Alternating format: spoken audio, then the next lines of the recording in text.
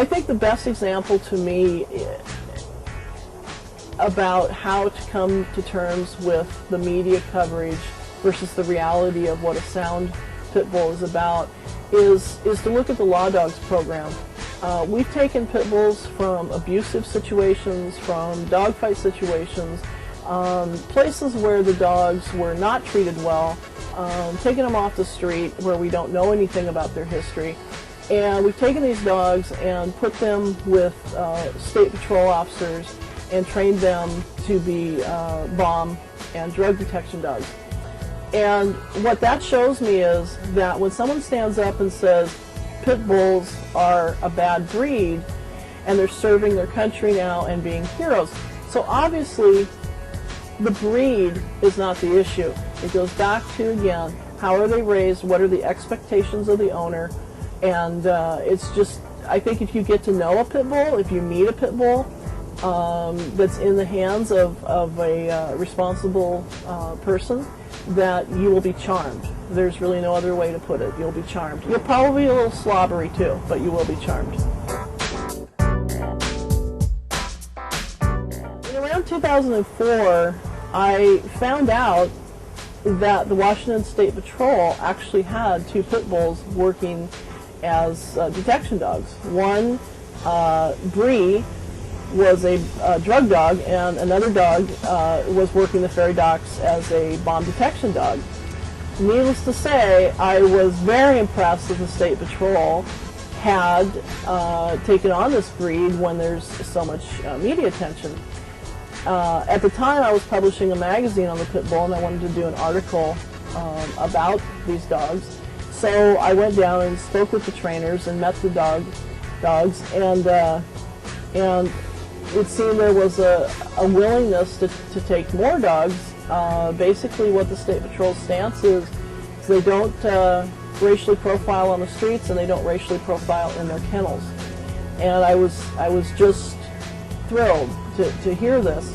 So I went home and started looking for dogs. And the first dog that we got, thanks to some great people up in Canada, Bully Buddies, who helped the dog escape from Ontario, and also some people here in the Washington area that housed him for a while.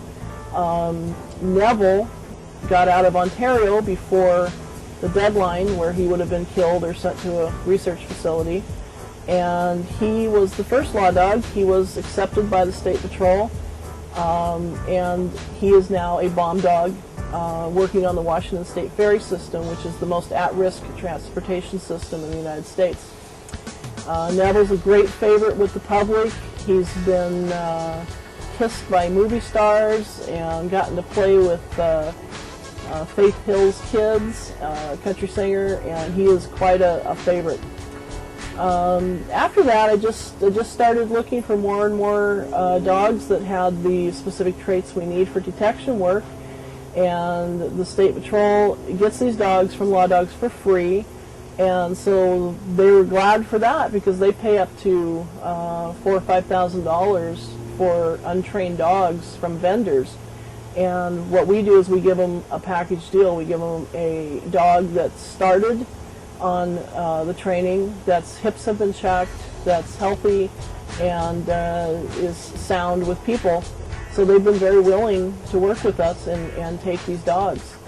And to date, we have quite a number of dogs working with the patrol and also in various stages of training and preparation.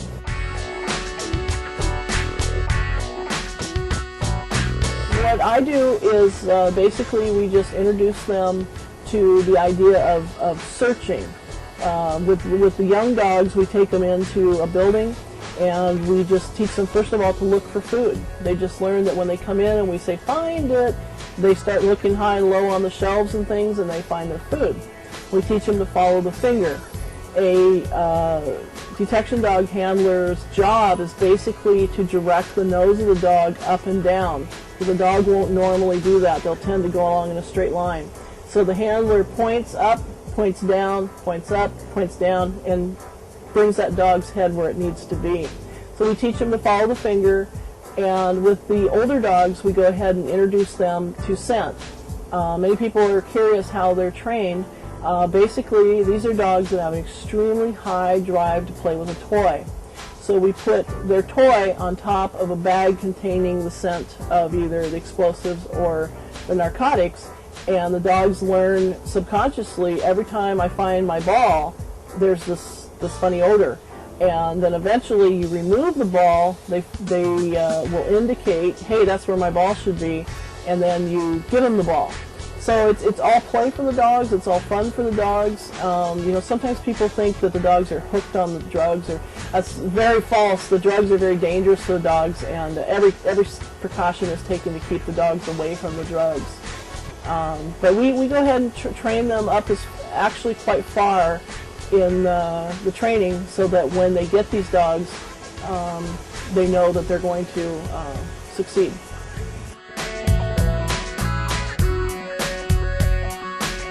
Well, Law Dogs has a website, but primarily with police, it's a word-of-mouth thing. These dogs are getting a very good reputation here in the Northwest. The word I've had back from the State Patrol trainers is that a lot of trainers in the area want to take the dogs, but the administration is reluctant due to media coverage.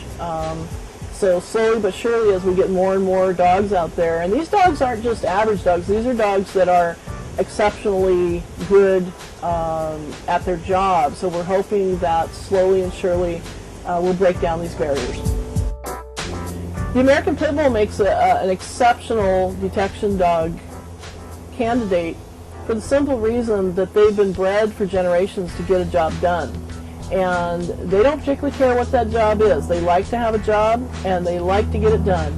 And if you tap into that drive to find that toy, they will go up, over, through, and they have a much better ability to deal with environmental issues than some of the more suspicious breeds like the Shepherds and the Malinois.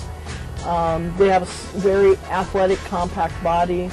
They don't shed, they don't drool, they're not barky.